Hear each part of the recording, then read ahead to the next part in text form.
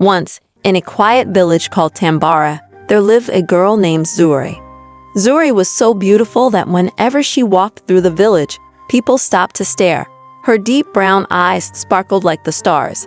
Her skin was smooth and golden, and her hair fell in thick, glossy waves. But Zuri wasn't just beautiful. She was kind, wise, and loved by everyone who knew her. The elders said, "She's a blessing to our village," and the children adored her because she always stopped to play with them or share stories. Zuri's parents, her father, a hunter, and her mother, a potter, were proud of their daughter. They often said she was their greatest treasure. The men in the village admired her from afar, dreaming of winning her heart. But Zuri wasn't easily impressed. She wanted more than just gifts or sweet words. She wanted a partner who was kind, brave, and honest. Someone who would love and respect her for who she was. Many suitors came to woo Zuri. They brought gifts of fine jewelry, rare fruits, and beautiful fabrics. They sang songs and made promises of a wonderful life. But Zuri turned them all down. She smiled politely but said, "I'm waiting for the right person." One day, a man named Oba arrived in the village. He was a traveler, tall and strong, with a kind smile and a warm voice. Oba was known for his bravery and cleverness, but when he saw Zuri, he felt his heart stop. He had never seen anyone like her. "She's the one," he thought. But Oba didn't rush to impress her with words or gifts. He knew Zuri wasn't like other girls. Instead, Oba went to Zuri's parents and introduced himself with respect. He offered to help Zuri's father in the forest and even fixed her mother's pottery wheel when it broke. Slowly, Oba gained the trust of her family. He worked hard, showed kindness to everyone, and treated Zuri with the utmost respect. Over time, Zuri noticed Oba's efforts. She admired his patience, his sincerity, and the way he never tried to force himself into her life. Slowly, her heart opened to him. One sunny afternoon, Oba finally gathered the courage to ask Zuri to marry him. He didn't make grand speeches or give flashy gifts. He simply said, "Zuri, I love you. I want to stand by your side for the rest of my life. Will you marry me?" Zuri looked into his eyes and saw the truth in his words. Smiling softly, she said, "Yes."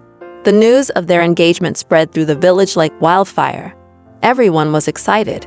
The women began preparing Zuri's wedding dress, while the men planned a grand celebration.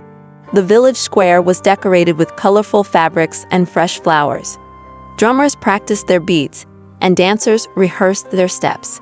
On the day of the wedding, the entire village gathered in the square. Zuri looked stunning in her wedding attire. Her dress was made of the finest fabric, and her jewelry sparkled in the sunlight. As she walked through the square, the villagers whispered, "She looks like a queen." Oba stood at the altar, his heart racing. When Zuri joined him, they exchanged vows under the shade of a large baobab tree. The villagers clapped and cheered, celebrating the union of two hearts. After the ceremony, the villagers escorted the couple to their new home. It was a cozy hut on the edge of the village, surrounded by tall palm trees. The villagers left them to enjoy their first night as husband and wife and returned to the square to continue the celebrations. As the night deepened, the village grew quiet. Suddenly, a scream shattered the silence. It was loud and filled with fear. The villagers froze. For a moment, no one moved. Then, the men grabbed their torches and weapons and ran toward Zuri and Oba's home. When they arrived, they found Oba sitting on the floor, trembling. His face was pale, and his eyes were wide with fear. "She's gone," he whispered. The villagers crowded into the hut, looking around. "Gone?" one of them asked. "What do you mean, gone?" Oba pointed to the bed. "She was here," he said, his voice shaking. "We were laughing, talking. Then the room grew cold. I turned to look at her, and she was gone." The villagers were shocked. They searched the hut, the yard, and the surrounding forest. They looked by the river and even climbed trees, but there was no sign of Zuri. It was as if she had disappeared into thin air. By morning, the entire village was in an uproar. The elders called a meeting in the square. These were the wisest men and women in the village, known for solving even the most mysterious problems. They listened carefully as Oba explained what had happened. One of the elders, An old woman named Mama Kia spoke up.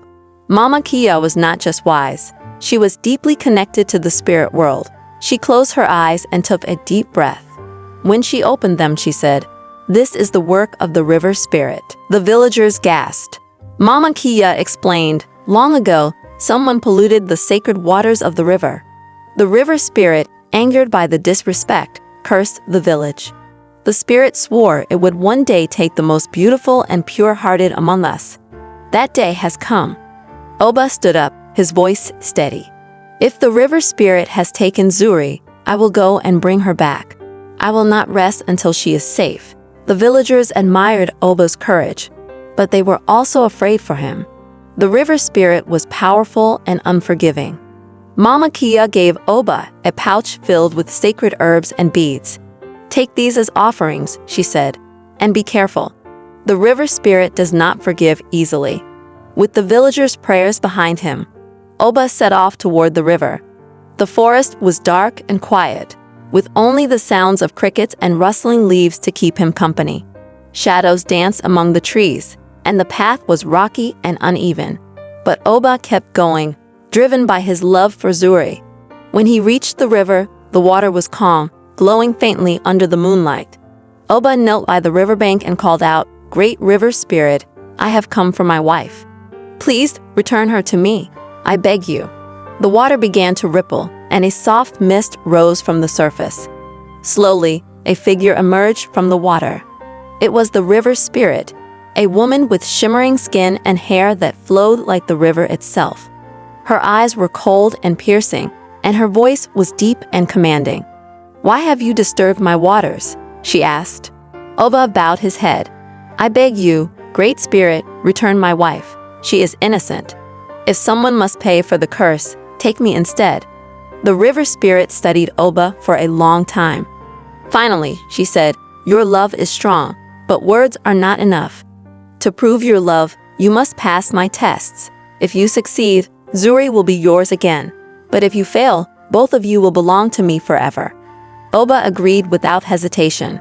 The river spirit raised her hand, and the water swirled violently. 3 challenges appeared before him: a path of sharp thorns, a roaring fire, and a deep, endless chasm.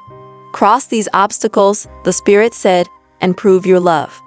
Oba faced the first challenge, the path of thorns. The sharp thorns pierced his feet, but he gritted his teeth and kept moving. "I must save Zuri," he whispered to himself. Next came the fire. The flames were fierce and hot, but Oba leaped through them, feeling the heat but refusing to stop. Finally, he reached the chasm. The gap was wide and seemed impossible to cross. But Oba found a vine hanging from a tree and swung across with all his strength, landing safely on the other side. When he finished, the river spirit smiled. "You have proven your love and bravery. Zuri is yours to take." The mist parted, and Zuri appeared, unharmed. Tears filled her eyes as she ran to Oba, hugging him tightly. "You came for me," she whispered. Oba smiled and said, "I would go anywhere for you." Before they left, the river spirit spoke again. "Remember this, love is powerful, but it must always be protected with respect and courage. Tell your village to honor the river, or the curse will return." When Oba and Zuri returned to Tambara, the villagers cheered. Their story became a legend, a tale of love, bravery, and respect for the unseen forces of nature. From that day on, the village treated the river with reverence, and Zuri and Oba lived happily ever after.